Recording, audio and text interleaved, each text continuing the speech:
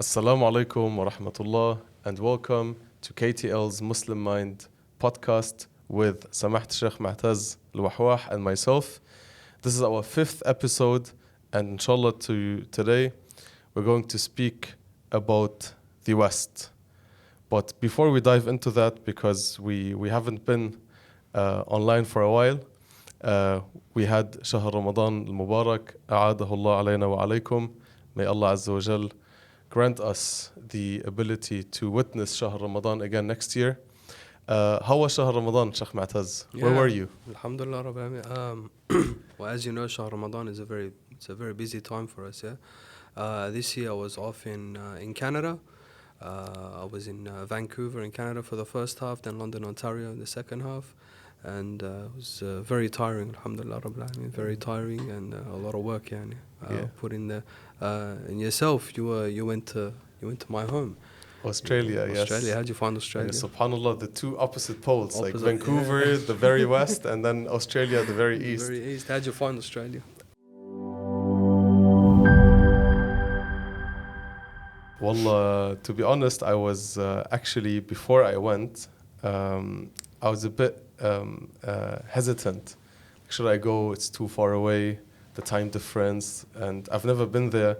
So I was like, should I do it? Should I not do it? But then alhamdulillah, when I went, I actually loved it. The people I met, the communities I've been to. So alhamdulillah, I actually really enjoyed it. And I remember one day, I messaged you, I believe the third day, I messaged you, what time is it? And you said 6 a.m. Right, yeah. Remember? And I was like, oh, here it's like 1 a.m. and like you're 5 hours ahead of me. Yeah.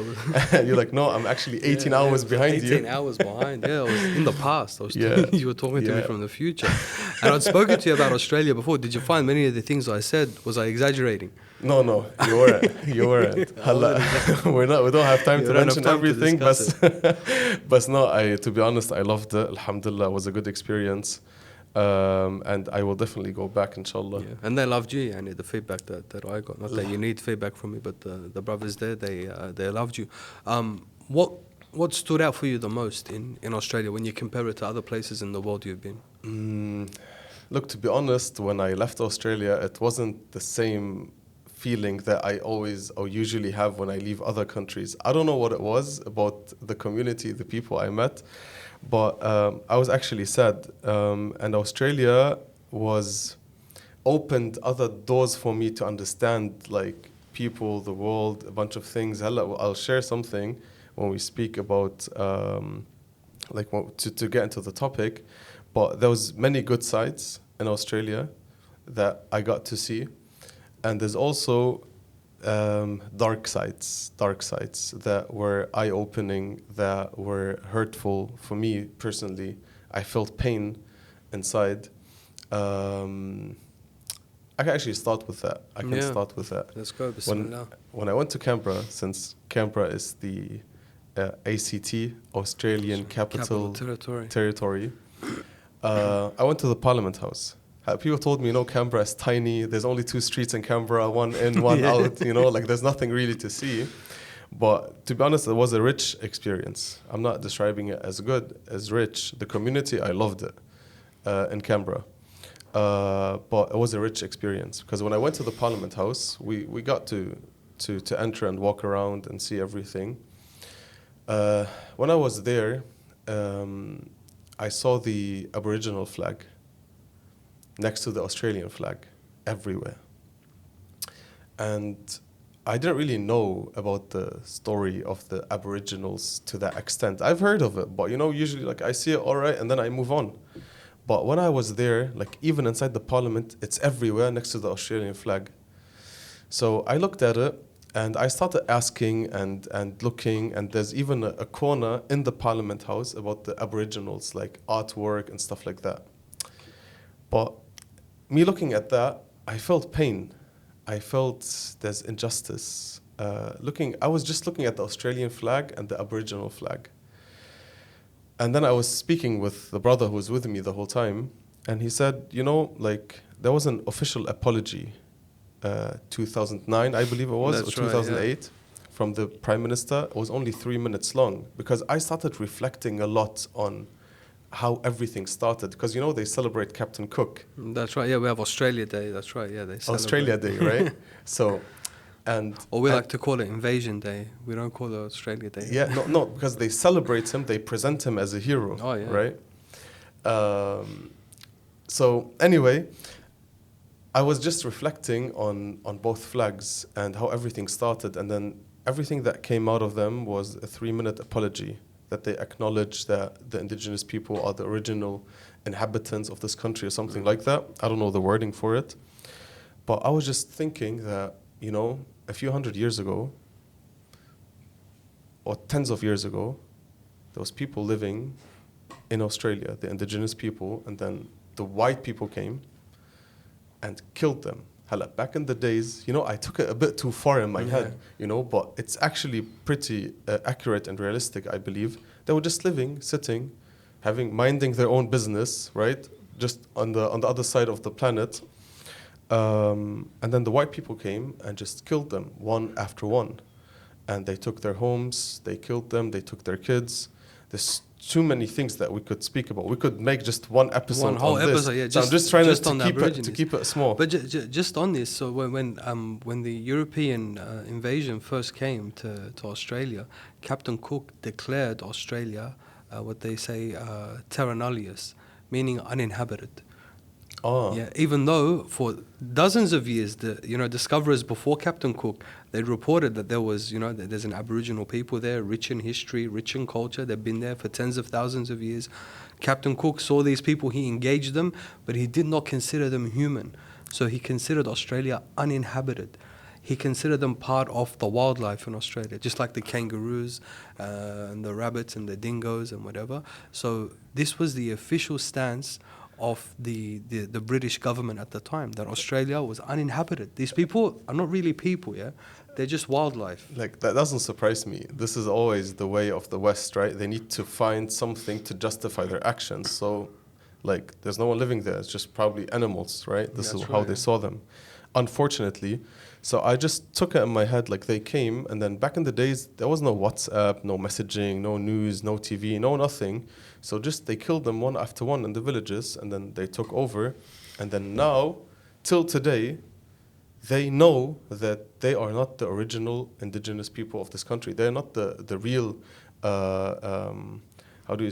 inhabitants of this country. That's right, yeah. And even the flag, right? Because I got even messages, because I mentioned this on Instagram, I got messages from Australian people that we didn't know, that the flag is just a mixture of the UK flag and the American flag in a way.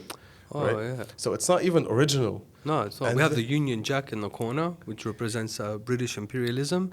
And then what's worse than all of that, yeah, is we have what we call the Southern Cross, okay, which is to establish Christian dominance over the inhabitants of Australia. Because even after recognizing that they were human beings, they considered them pagans. They considered them idol worshippers, and that they needed, in order for them to be successful or contributing members of Australian society, they needed to convert to Christianity. And there was a massive program put in place by the Australian government. It's literally called the White Australia Policy, okay? And this policy was targeted and aimed at absolutely eradicating Aboriginal culture, Aboriginal religion, and anything got to do with the native Australian people. Okay, under that, Christian superiority.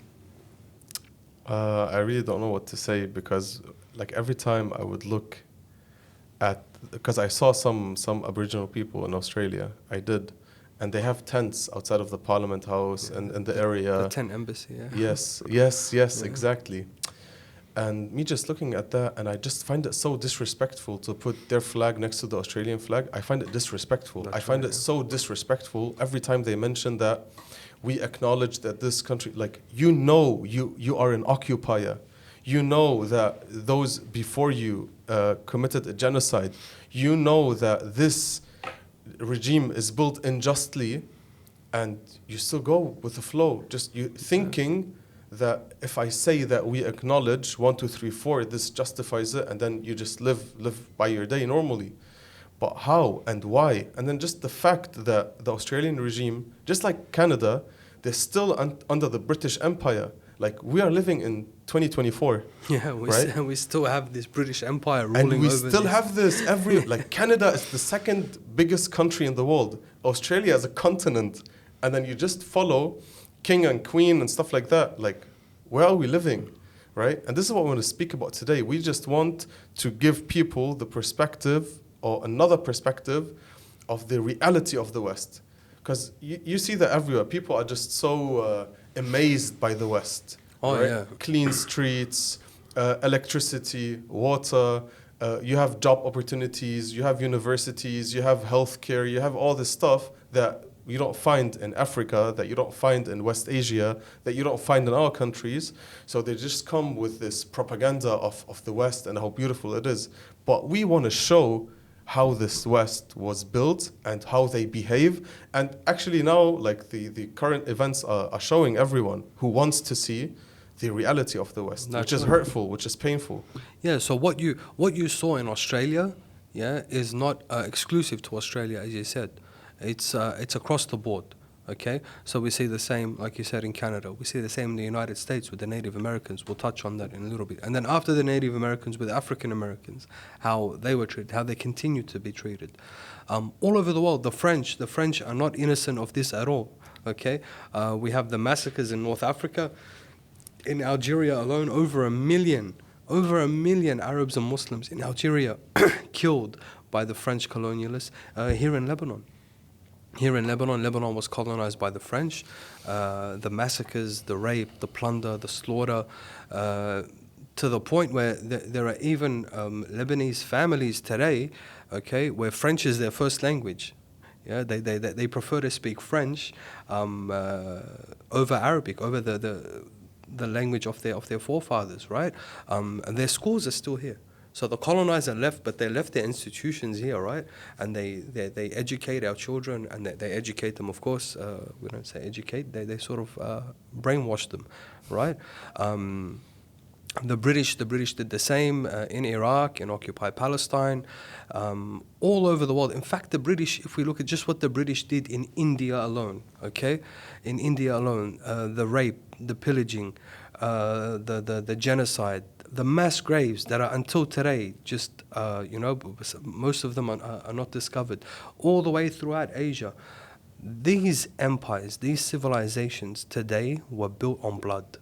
This is what they were built on. They were built on the blood and bones of the original inhabitants of the lands that they occupied and invaded. Okay? Yeah, it's good that you mentioned that now, because I wanted to mention this in the next few points, but let me say it now, because as I was like thinking about doing my preparations for this podcast and what to speak about, I just realized something that is related to games.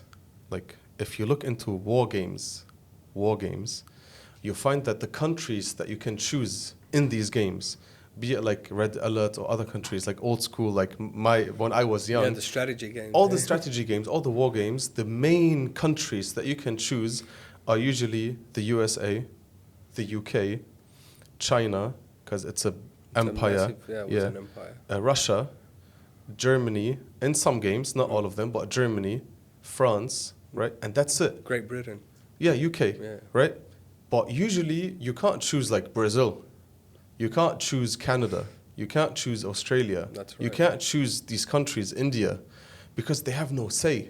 Like, the ones that rule the world, that are the occupiers, are usually these countries. So this is why in strategy games, and they try to do that in games too, right? Like, now I realize, why only these countries? Yeah. Why can't I choose another country? Right, these are. And why are they the good guys in the games, right? Yes, like you choose them, and they have like specialties, etc. But they rule the world, and everyone else is occupied or a proxy or ruled by them directly or indirectly. Because even when they left our countries, like you said, they just still have their influence. That's right. Yeah, they left their institutions here. They left their influence. They even propped up governments. Okay. Yes. So here in Lebanon, for example, okay, almost all of our problems here in Lebanon can be tied back to our constitution. Our constitution, which was drawn up by who? By the French, who literally split our governing bodies up down sectarian lines. Okay. So until this, and the constitution is viewed as something that is. Until this very day, any discussion of the Constitution our politicians pick up and where do they go? They go to France. Yeah? They have discussions in Paris about this. It's in Paris where decisions are made about Lebanon, about the Lebanese people, about the majority Arab Muslim nation known as Lebanon. We need to go to France. Some Frenchman needs to tell us what to do, how to amend, and even mediate between Lebanese parties, right? Yes. So have we really been liberated from this? But isn't that like mind-blowing? Like disgusting. in this time and age, every country is either ruled or they have to go back to someone else, but they don't have this, what we call in Arabic, I don't know if you can like have the word for it in English, the siyada. Yeah, autonomy. Yeah. Independence. Independence, exactly. It's just all a play, a theater. Yani. Absolutely. King Abdullah, right? Like everyone saw it now. Like of Jordan, yeah. Yeah, like how? Why? Like if you look at his speeches, what he says, you think like this guy, is he like Arab, is he Western, is he American? He's what not. is he? His mother's British. Yeah. Is she? Yeah, his mother's the daughter of a British officer. Okay. Of a British officer in the Royal Military. That's his he's mother. More British than the British themselves. Exactly. He actually, if you listen to his swearing in ceremony after his father died and became king, he couldn't speak Arabic. They had to train him. They literally had to train the guy. Yeah? He's the king of an Arab monarch. Okay, regardless whether Jordan is a fake state or not, because it is. It's a fake. It didn't exist before Sykes-Picot. But the guy had to learn Arabic. He had to learn Arabic to be the king of an Arab nation. He is just the puppet of the UK placed in Jordan. That's it. That's right, yeah. And you could see that clearly in recent events. Everyone saw it. So, yeah, like who's free? Who's independent, really independent, right? We don't have that. We're still living now. And it's just imagine the board of Risk, the game, Risk. That's right, and then everyone just like, all right, this is ours, this is yours. And then the big guys play. That's right. Right? And then the small countries have no say. Even Australia now, because of the policies between America and China, right? Australia is in the middle, and the Australian people told me they are afraid. Because if America, there's this battle, this economic battle between America and China. If China cuts off the supply and support for Australia, Australia's finished. Absolutely. So this was like a thing growing up where myself as an Australian could never understand, right? Never ever understand. And it was every war that the United States went to, Australia would just tag along like it was just going on some excursion or some expedition, right? We would send thousands of these young Australian men to die for nothing. For absolutely nothing. We had no business being in Vietnam, for example, okay? Or even in Korea. We had no business at all. And then later on, being in Iraq and being in Afghanistan. In fact, what we did in Afghanistan, by Australian standards, war crimes, okay? War crimes. And just to show you the hypocrisy of our government, the hypocrisy of all of these governments, okay? And I recommend that our viewers, if they can, go and look this up.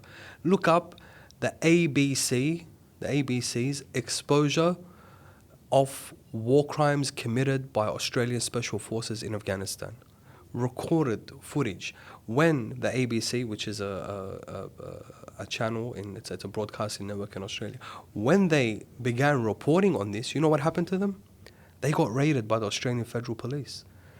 They got raided. People were taken in. People were arrested. Computers, USBs were taken and confiscated by our government to cover up these wars. We have no business. They're not a threat. Australia, like you said earlier on, is all the way across the world. It's a continent island. It's by itself. No one's going to come in. Just a massive island. Just a massive. No one's going to come and invade it. You know, it's fine. No brother in Afghanistan is thinking of invading Australia. I'll tell you that much. Yeah.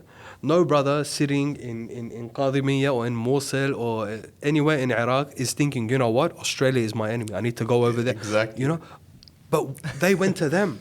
Why? Because America has the say, and they have to follow. Exactly. Right. But you know, when we say that, we're speaking about the regimes. Of right? course. We're not speaking about the people. And I'm sure if people had actually the power to speak and to say no, which they don't have, they would actually do that. Because why would the Australian people who are deceived, not only the Australians, everywhere in the world, the Americans, the Canadians, the Germans, the British. Because we believe in the good in people. That's We right, believe that they know the truth. they stand for justice because this is how they're built. The fitra, right? Their That's nature is for justice and against injustice.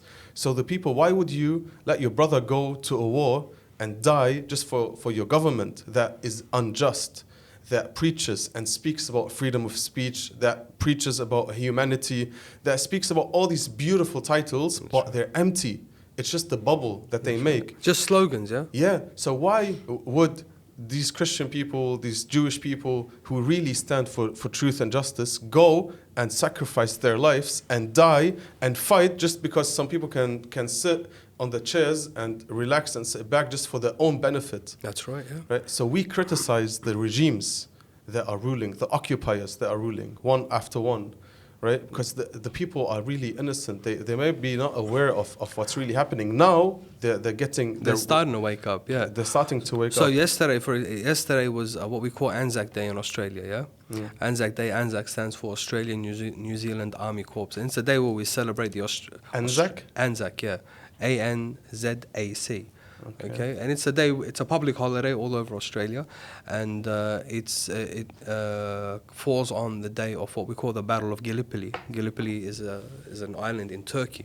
So just saying that, right? Why are we celebrating like a military adventure that our Australian armed forces had all the way in Turkey? What are they doing in Turkey? Okay, there was no need for them to be there. So every single year, we have these military parades, these veterans, and I used to go as a kid. My father used to take me, and I used to watch these old men. Like they're old and they're broken and they're shattered. Okay, these guys have seen hell in their own eyes. These guys served in World War II. These guys served in Korea. These guys served in Vietnam.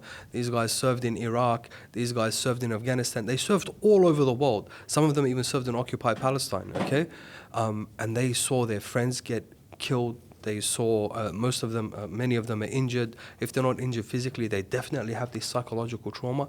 And I used to watch them, and every single one of them, when they march, they're holding up these placards or these posters of where they served. Not one of them served in Australia.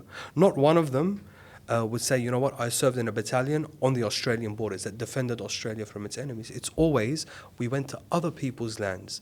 We went to to people who were less privileged than we were. People who were poorer than we are, okay? We went there and we killed and we pillaged and we murdered and we slaughtered and we took part in the occupation. For what reason?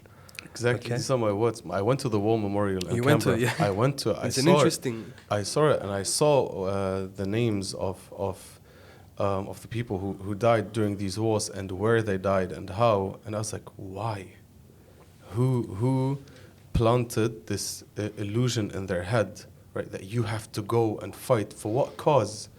Where did we see? Where are the results? Because now, if we look at the reality of the West and people living in the West, right, the injustice on almost every level, is this like the outcome of your wars, of the killing of people, of the massacres, of the stealing, of everything that you did? Is this the result? That's apart from the security and stability that they bring to their own people, right? So we have this massive talk all the time in the West, the threat of terrorism, the threat of terrorism. In Australia we have a scale that goes up and down every day, yeah? Really? Yeah, it's a threat. They put it on the news every day, the risk of a terrorist attack. It starts off from green to red. For all of Australia? For all of Australia, yeah. Oh, wow. And they put it up every day in the news, okay? Never seen that before. Yeah, you go up, you can even I need Google to start it. watching Australian news. The security services, they assess the threat today at green. It's usually at green, sometimes at medium. But then you stop and you think, why? Why do you feel threatened? Why do you bring this risk? If your interests are aligned with the interests of your people and your national security, then just leave other people alone. If you leave other nations alone, you leave other indigenous people alone, and you don't travel thousands of miles across the ocean to bomb them and occupy them and invade them, no one wants any beef with you. No one wants any business to do with you.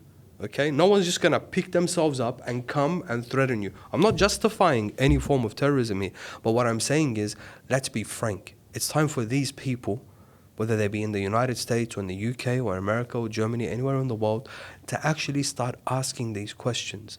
That why are our governments doing this to us? Why are they putting us at risk locally? And why are they dragging us from our beds, kids out of university, and throwing them onto these massive ships and shipping them off across the world to serve in a country that has nothing to do with them and most likely get killed? What is the purpose of this? In their name. Their name. You can't say anything. And because there's people who actually stand up, who actually say, we don't want to go there. People who went to Afghanistan, to Iraq, who say, we committed war crimes, we killed innocent people, we invaded like villages, cities, we just did so many things. And they saw that. When they speak up, they shut them down. Yeah. Where's freedom of speech? It doesn't exist. Just like what's happening today. Just like what's happening in the campuses today. That's right, yeah. The student movement in the United States right now. Yeah. Like now you see like thousands of Jews protest against Israel, and this is anti-Semitic. Yeah. What do you mean, brother? Like, what do you mean this is anti-Semitic? Bro, it's Jews protesting against the war crimes of Israel. This is anti-Semitic. It's just like a word that everyone throws around. Oh, now. yeah.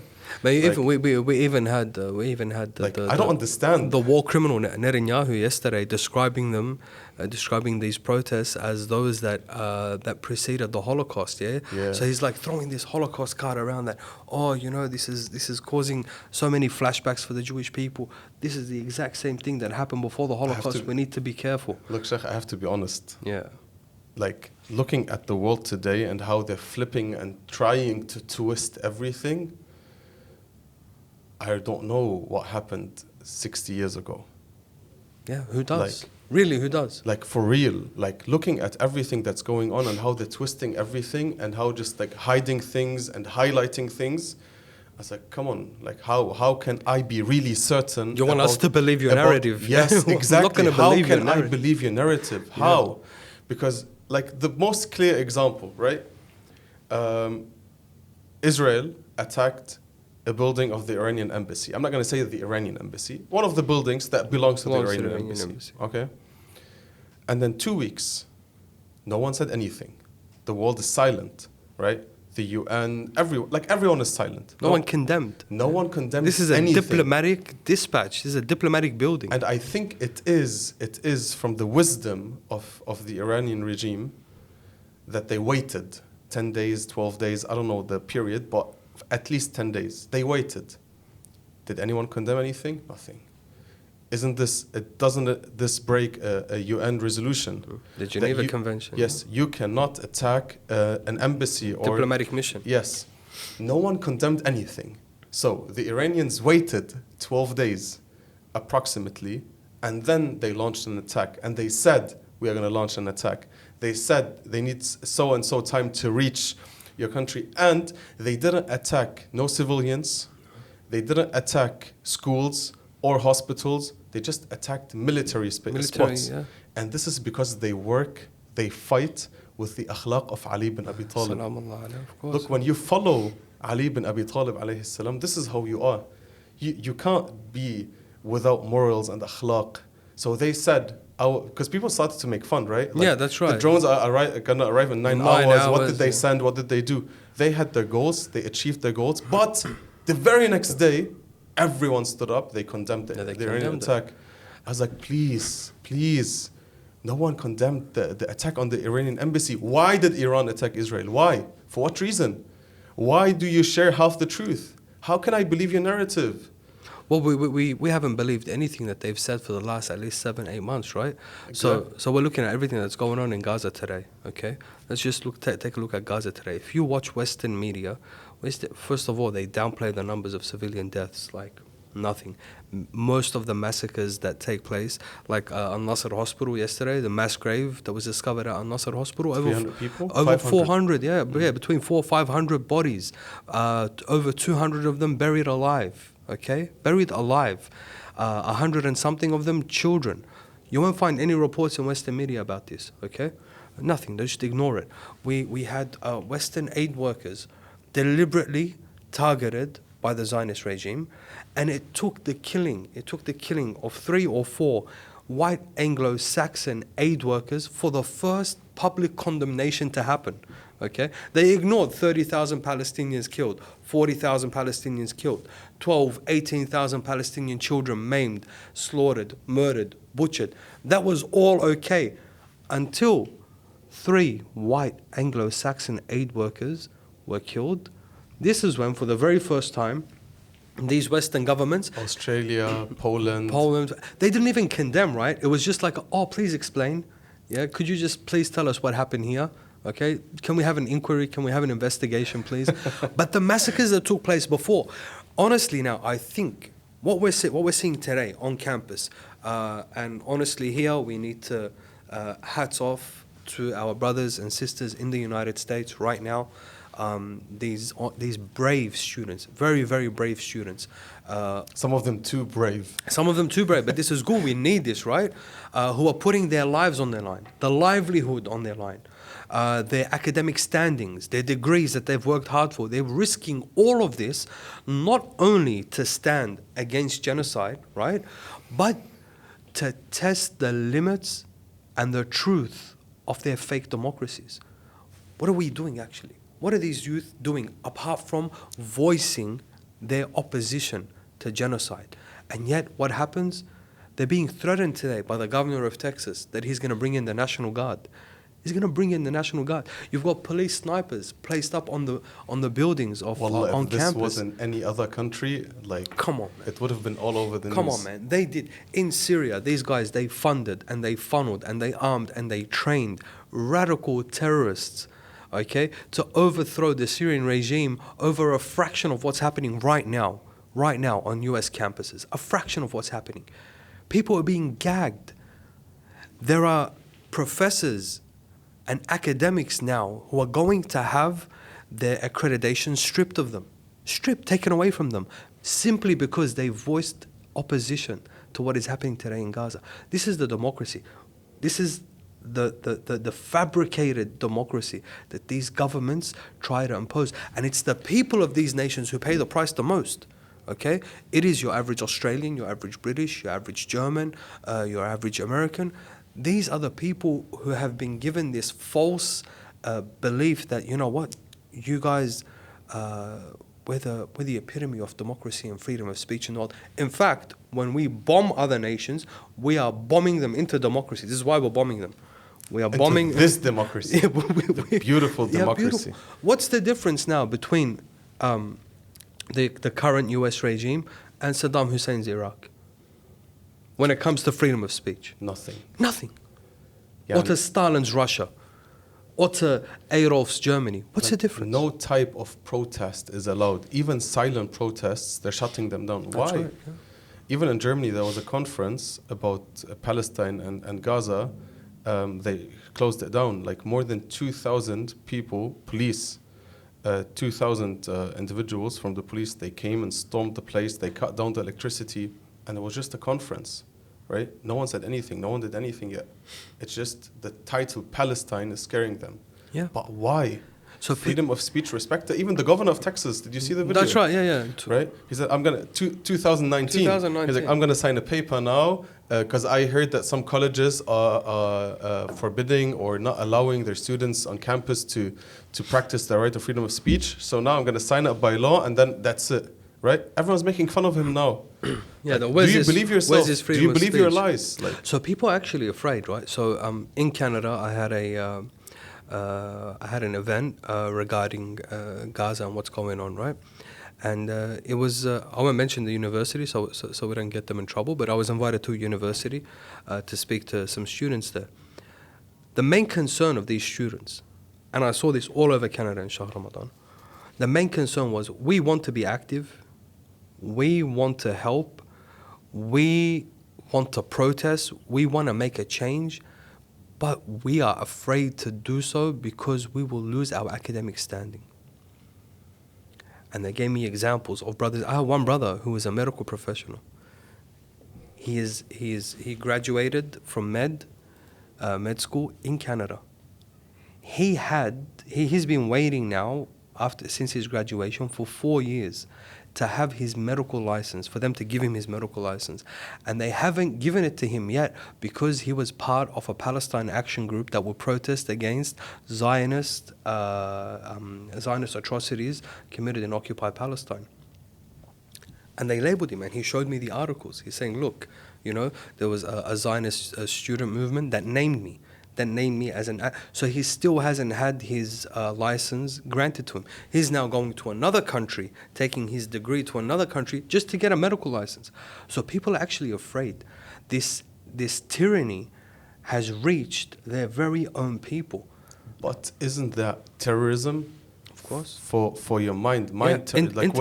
Intellectual terrorism. Yes, yeah. When you can't say the word of truth, when you can't bring facts forward, when you're just standing for humanity, when you're against genocide, when you condemn war crimes that go against your own resolutions that you put forward, right, with other countries, why is that a crime? Why are you so afraid of people speaking up against that? Yeah.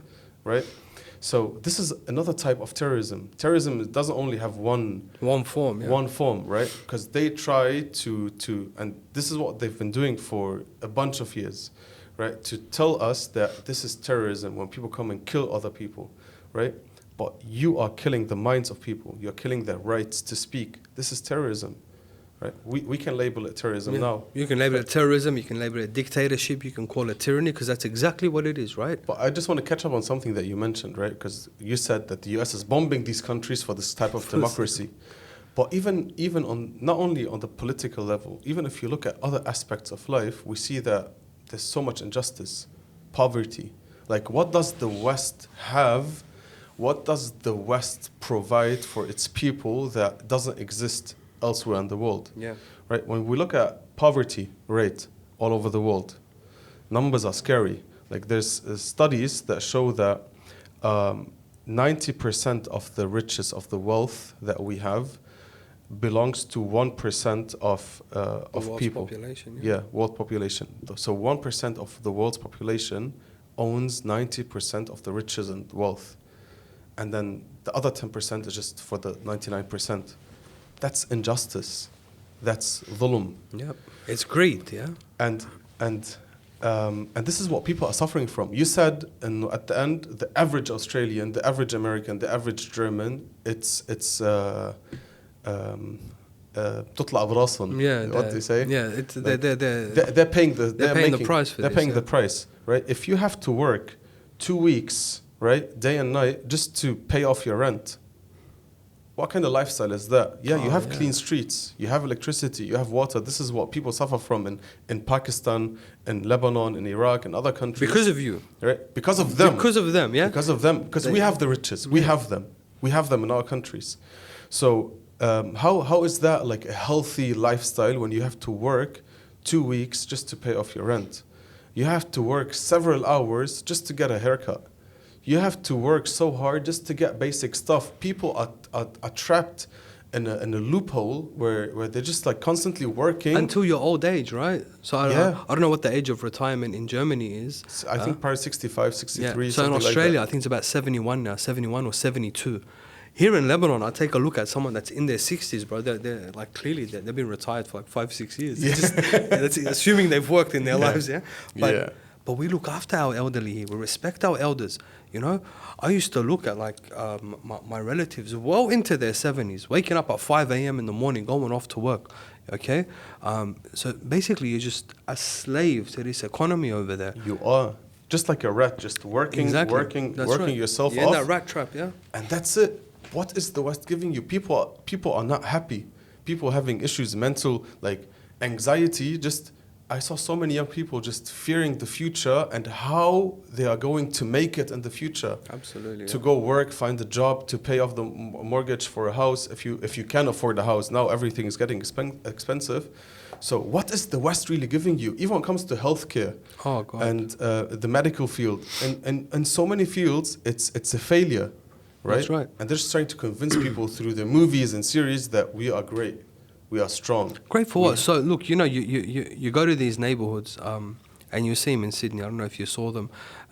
You see them in Sydney. You see them in the United States. In Canada, this trip in Vancouver, one of the brothers took me to one of these neighborhoods. Entire blocks of zombies, yeah? These people, like, there's a massive opioid epidemic going on in the West, in North America and Australia. It's massive, okay? Literally, people just, like, drugged out, standing in the streets, falling asleep as they're standing, okay? They have a homeless crisis. They have a mental health crisis. They have a health crisis. They have a social welfare crisis. All of these things, okay, which we don't see here. Okay, yes, we don't have clean water. We don't have infrastructure like they do here in Lebanon. And again, this is because of the decades and decades and decades of imposed wars, okay, that they have imposed on us. But we don't have these epidemics. We don't have these mental health issues. I'm not saying they don't exist. We don't have them at this larger scale. Let's talk about the U.S. gun laws, for example. Okay, it's very interesting. You know, here in Lebanon, we have a very loose gun culture. Okay, because we went through decades of civil war here. Pretty much the entire nation is armed. Pretty much. Okay, yes. There is not a home that you enter here in Lebanon that doesn't have some sort of military grade weaponry in it. But we don't have school shootings. We don't have some kid rock up and kill his friends. We don't have supermarket shootings. We don't have this mass shooting culture. In the United States, it's daily, every day. Like, there's some guy lost his mind, went off to a shopping center. Some kid went to a school, killed all his friends. I've seen children here grow up with automatic weapons in their homes, and they know how to use them. They know, but they've never picked them up and gone off and killed innocent people for no reason. It doesn't happen. It's unfathomable. But in the United States, so it's clear that guns are not the problem. There's something wrong with the culture. There is something wrong with the system. The system is broken. The West is not what it seems to be. It's a cesspool. It's actually, if there was a failed democracy anywhere in the world, it is the United States of America today. Yes, they prioritize their own interests, their government, and they neglect the individual, because you could solve all these problems if you just take some of your resources. Mm-hmm. If you take instead of sending billions of dollars for wars, instead of sending billions of dollars to support genocide, instead of sending billions of dollars to invade countries, just take some of that amount to look after your people. That's right. To look after your own citizens, right? So how do you think this makes your average American feel? Yeah, if there's like an American brother or sister listening to us, okay, we'd like to hear from them. When you look at unemployment in America, when you look at poverty in America, the housing crisis right now in America, when you look at the opioid epidemic that's happening in America, when you take all the homeless, the homeless issue, when you look at all of these, and this is like, keep in mind the insanity, which is the healthcare system in the United States. It's equivalent to that of a third world country. When you look at all of this, and then you hear that your government has allocated over $3 billion a year to prop up a fascist, racist, tyrannical, genocidal war machine known as the Zionist regime, okay? How does this make you feel? How does this make you feel that with all of these issues, your government decides to allocate $3 billion annually? This is apart from, you know, whatever they sign off on throughout the year, you know, the few hundreds of millions, the extra support, yeah? How does your average Australian feel when he hears about the hundreds of millions of dollars that are being funneled to this satanic regime? Or your average Brit? I was in London last year in Muharram, and I saw the homeless epidemic in London. I saw the people sleeping on the streets. I saw the poverty. I saw the beggars. And then I look and I think, this used to be the richest empire in the world. Where is all the wealth? Why do your people have bad dental health? Very bad. Sorry to my brothers and sisters in the UK, but they have bad dental health. Yeah. Why is the cost of living so expensive? But yet, hundreds of millions of dollars every year just handed for no reason to this satanic regime. How do you think this makes? Do you think most of them know? Do you think the people know how much of their money, their tax-paying money, is being allocated to this genocide? I don't think so. I don't think so. Because if they know and they haven't moved yet, this is a problem. I don't think they do. But they need to wake up, and slowly through social media, through everything that we're seeing, people are actually having this awareness slowly. But even on other aspects, even when we speak about other things that weren't as clear back in the days, now they should become more and more clear, right? I want to mention ISIS, because ISIS is clearly an American invention, right? They made ISIS. It is American. By their own admittance, by the way. Yes, they said it. They said it multiple times. But even if you look at what's happening now, and then you see that ISIS never declared or announced, even just like, let's say they took the intention to attack Israel, right? Because they should support the brothers and sisters in Palestine, right? The Sunni, Muslim, brothers, yeah. everything, right? They attacked Iraq, they attacked Syria, they attacked Lebanon, but now it's been going on for 7 months. Not a single bullet They vanished. was fired. Yeah, nothing, right? And then the other day, just a few days ago, recently, I see that ISIS has been killing Palestinians. Allahu Akbar, what's That's right, happening? yeah. How come? In I thought you were Syria. with us. So you didn't declare anything against Israel, and you're killing Palestinians. So on which side are you standing? Right? It's obvious, it's clear. Whoever thinks that ISIS is a Muslim, sincere movement, whatever, right? And no one thinks that in the Muslim world. I'm speaking more about the others, right? In the West, yeah. ISIS has nothing to do with Islam. Nothing. It's just an American invention made to destroy the area, and it failed. Alhamdulillah. Alhamdulillah. Right? So I think it should be clear, it should be obvious. It failed due to the grace of Allah Azza wa Jal, and also through the barakah of the blood of our martyrs. Yani. Exactly. Yeah, the barakah of the blood of our martyrs. You know, Sayyid Imam al-Khomeini, many people maybe misunderstand this slogan. But when he refers to the United States as the establishment, not as the people, we're talking about the establishment, the government of the United States. Sayyid Imam al-Khomeini, he refers to as the Shaitan al-Akbar, yeah? The great Satan, okay? I don't think anyone in the history of the United States has ever described the United States so perfectly.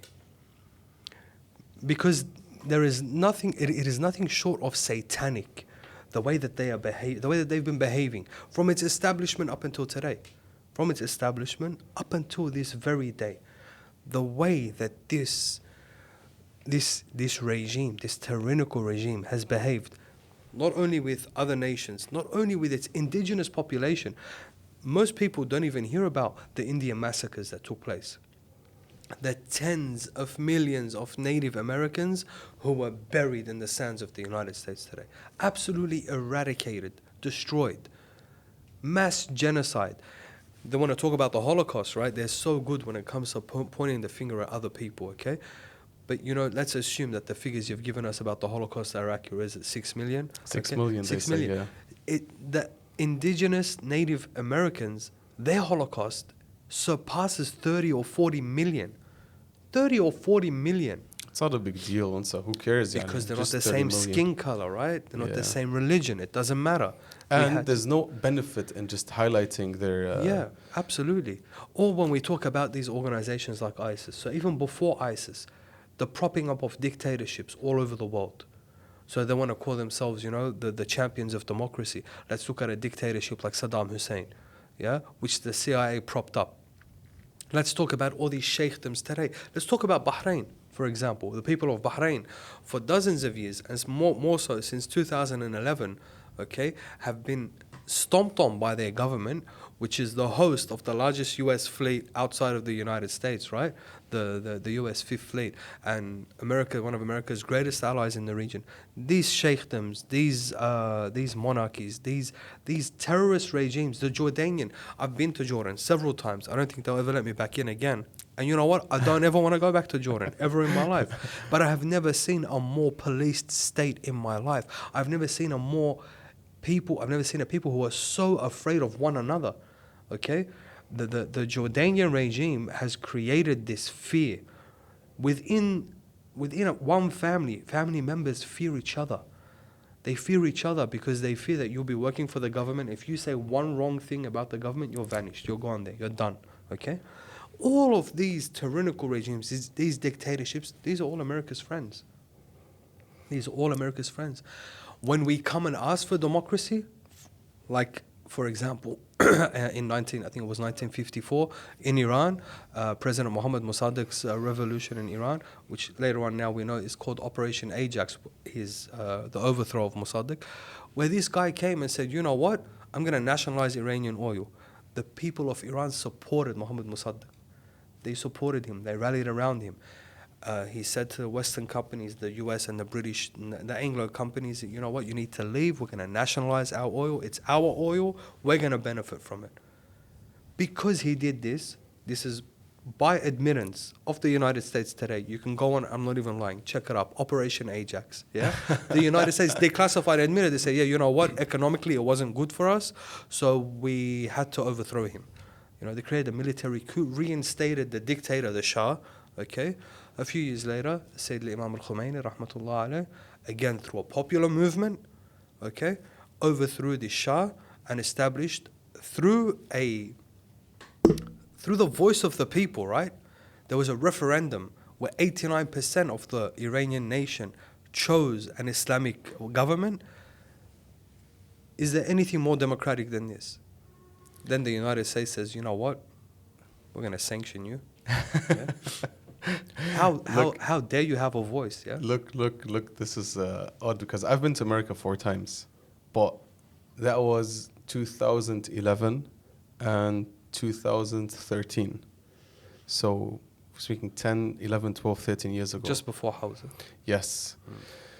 And after Hausa, I've never been, and I'm not really interested to go ever again. Do you even think that they'd let us in? Yeah, I don't think so. Yeah. But even before all of this happened, I don't think they would let us in. But even back then, I can't imagine how it is now. Even back then, people were so afraid to say anything because they didn't know the consequences and what could happen to them, right? Because you mentioned, like, in Jordan, people are afraid of each other. That's right. In America, even though they preach freedom of speech and all of that, I saw people really afraid to say anything about anything. That's right. Like, literally. Yeah. Like, if they have small doubts that this could get them in trouble, they just say... It's like Saddam's Iraq. Like, just opening, like, watching channels, TV channels, opening, like, YouTube accounts, they would be afraid to do that back in the days. Imagine how it is now.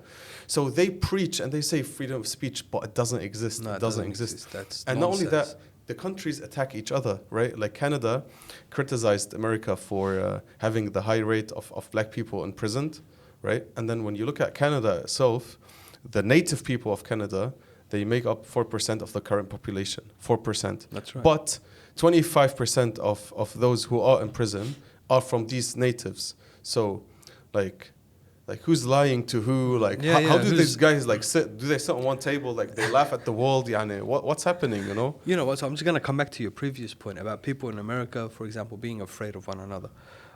Let's talk about our experiences, right? Every year, you and I and our brothers, we go off to different communities around the world. Okay, whether it be a Muharram, Fatimiyya, and Shahr Ramadan. Okay, maybe this is something that we've never spoken about publicly in front of any of our audiences, but usually what happens, right, and correct me if I'm wrong, is we have this discussion. I wonder if we're going to get let in. Right? We always have this, depending on the country you're going to. So it's, you know what, I wonder if they're going to let me in here. Okay? Yeah. And we've had some of our brothers, some of our colleagues who've been prevented entry to these democracies, even though they carry these Western passports, whether it be Australian or British or German passports. Yes. They've been not only denied entry, we've had brothers that have been held for days. Investigation. Hours and days. And we had one brother who was kidnapped, but we're not going to mention names. The guy was kidnapped. No one knew where he was. Okay, for a few days. That was recently, yeah. And it wasn't too long ago, right? And it just... you just start to think here, why are they so afraid of us? I mean, we don't carry firearms. We don't belong to any militant factions. We don't incite violence. We're not soldiers, right? We're up here. We're trying to teach people the word of God, and the word of God is always on the side of truth, right? So what is it that makes them so afraid of someone like myself or yourself or any one of our brothers? Why don't they want us coming out to their communities and sitting on these manabir and engaging with these youth? They are afraid of truth because it goes against their own interest and they don't want that. That's it's right, as simple as that, right? if you have nothing to fear, let everyone speak. Let everyone say what he has to say. But when your own people come to the street, go to the street and protest, you don't accept that. And these are your own people. That's right. Yeah. Like, you know why I don't want to go now to America? Because when I went the first time, 2011, I was very young, no beard, you know. Like, I wasn't even like thinking about going Hausa. I was just a normal guy from Germany, you know. And I wanted to enter to the US, and it was my first time because Europe is very chill. Like, you went to the UK, no one asks you anything. You just enter and that's it. And back then, they would ask me, where are you going? Why? What are you going to do? With who are you staying? They're so paranoid. What for? Yeah, like, and I was shocked. I was just like a 16-year-old guy, 17 probably. I was like, you know, I'm just going to visit my relatives. I have like 8 uncles and aunts in America. So I just told them, I'm just going to visit my relatives. Why? How long? Etc. And I was like, come on, like, Shufi, you know. So now there's no way I'm gonna go, even though I get invited to some communities in America. But we do, unfortunately, and we'd like to apologize to our brothers and sisters in the United States who do invite us and do ask us to come almost every year. We apologize. It's not that we don't love you. No, we do love you. Yeah, but this tyrannical regime that you live under, it's an actual threat. They're a threat to us, and they see us as a threat to them, and we can't understand why. You guys are supposed to be champions of democracy. Okay, I mean, it's not just the United States, even Australia, my own government. Every year I visit. This is not something that I'm ashamed to say, but every year when I go home, I need to get harassed by the authorities there over things you say. Things you say, mate. How can a word be dangerous, right? If it's a word of truth, if I'm not inciting violence, okay, which I never will. If I'm not calling for arms, and I never will, okay. If I'm not calling for absolute anarchy, and I never will. Then what is the problem?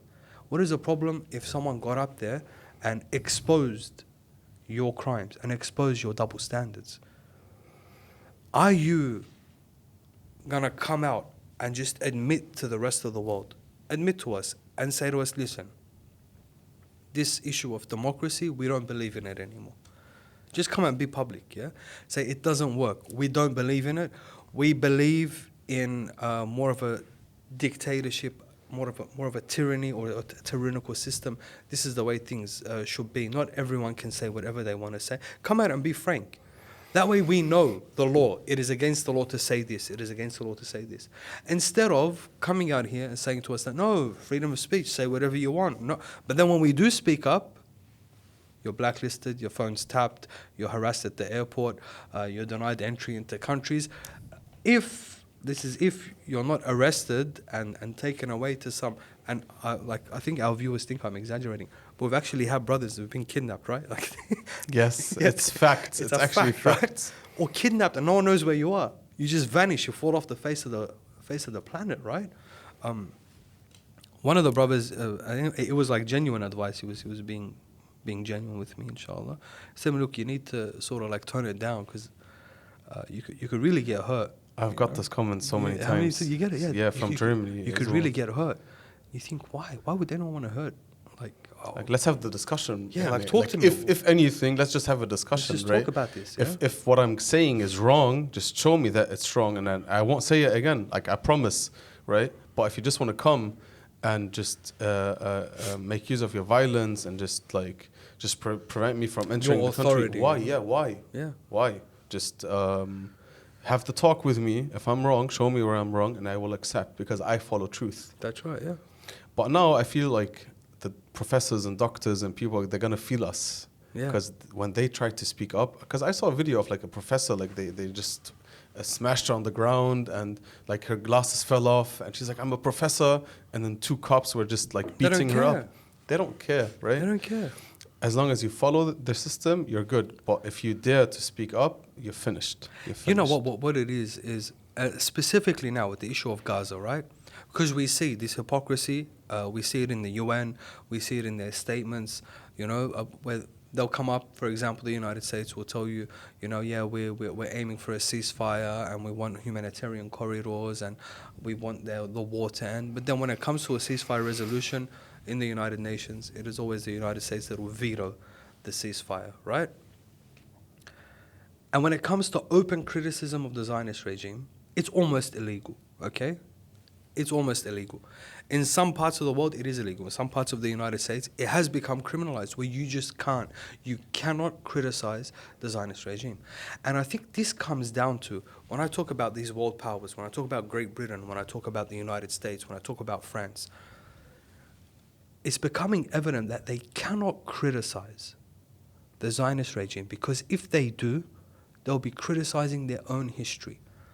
They'll be criticizing their own establishments. They'll be criticizing their own identity and exactly what they are, because they are where they are today by doing what the Zionist regime is doing today. Exactly. These empires are built on genocide. Like shooting yourself in your leg. Exactly. They're built on genocide. They're built on bloodshed. They're built on rape, on plunder, on murder, on pillaging.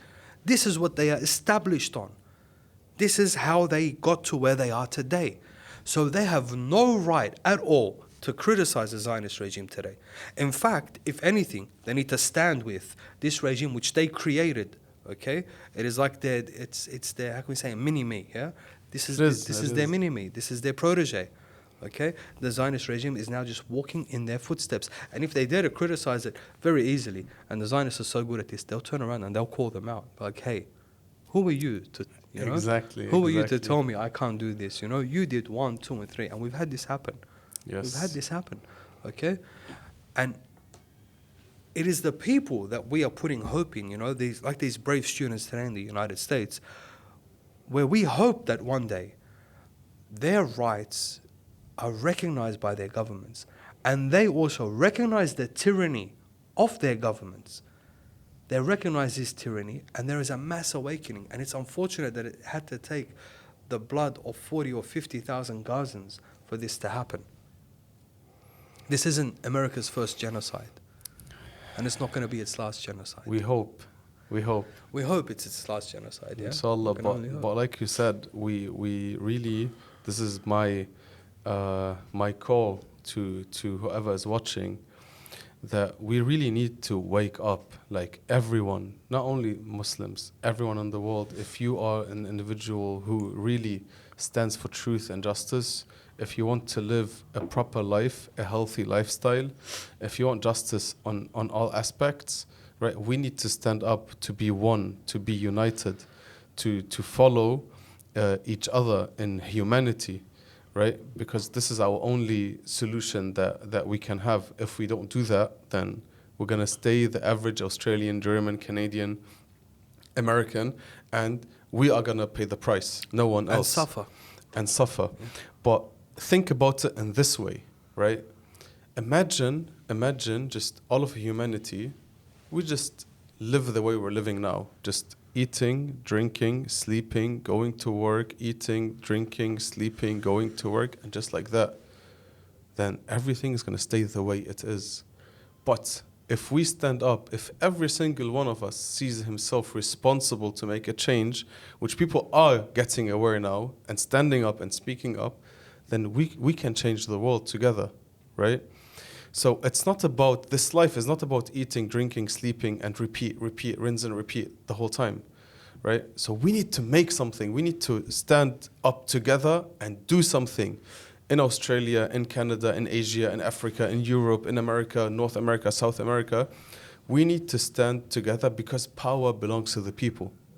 Without people, nothing can be done. That's right, yeah. Right? So this is like my call, and I'd like to read the comments of whoever is watching, to share their thoughts, their opinions. If they have anything that we can benefit from, it would be really good. Absolutely. And I think, like, with humanity today, yeah, because what unites us is humanity, regardless of your religion or denomination or your political affiliation. We're human beings, right? Humanity today is waking up to the reality that we as human beings, we are at war with this establishment. This establishment is the enemy.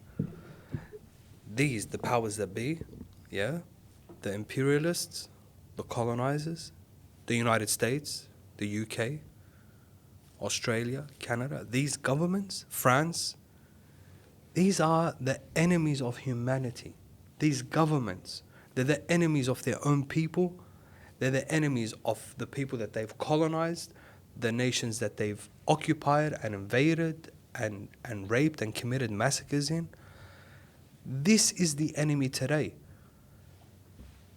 The US, the American student today on campus protesting against genocide, this student and the child in the West Bank today who is fighting a tank with a stone, or the child who is being killed in Gaza today, or in Yemen, or in Syria, or in Iraq, they are all fighting the same war.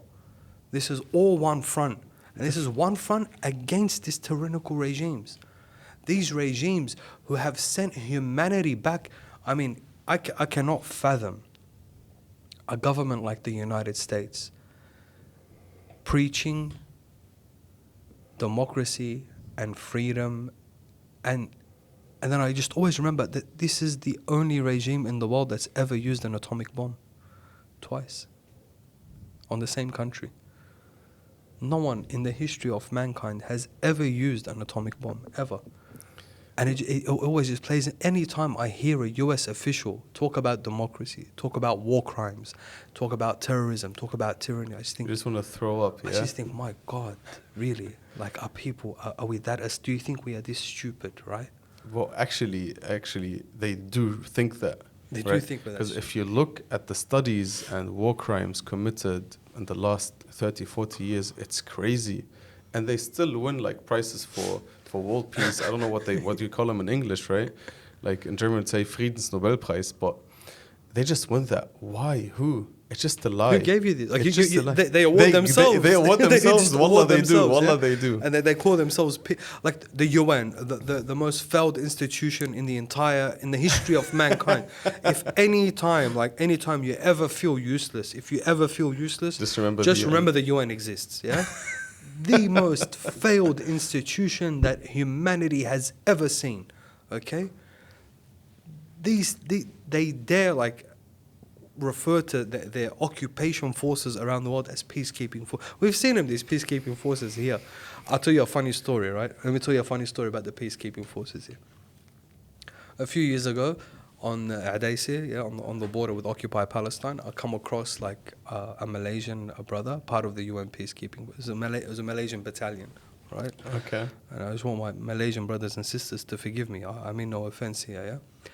But anyway, so I'm talking to him, and there's, across the border, there's an Israeli patrol that keeps coming and going, and they'll come and they'll swear at us, and there'll be like a bit of a thing, and this Malaysian guy is just standing there. So I said to this Malaysian brother, I said, you know what, these guys, they keep coming and swearing at us. Aren't you supposed to be protecting us? He looks at me just to show you the hypocrisy of the UN. Because he's Malaysian, he laughs. He takes his magazine out of his rifle. He's carrying a rifle. He says to me, brother, look, no bullets. I said, what? He says, no bullets. Because we are a Muslim country. We're not allowed to carry bullets on the border.